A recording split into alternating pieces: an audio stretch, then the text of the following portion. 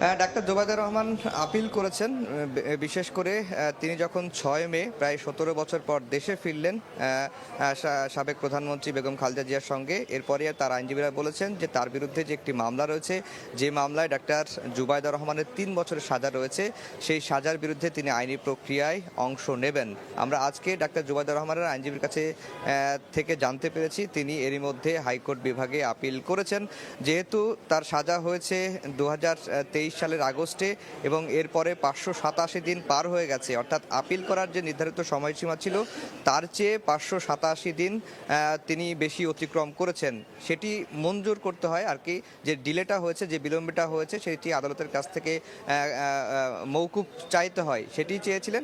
আদালত সেটি মওকুফ করেছেন। এখন যথানিয়মে তিনি তার যে সাজার রায়ের বিরুদ্ধে তিনি আপিল করবেন বা আপিল করেছেন এবং সেটির শুনানি হবে।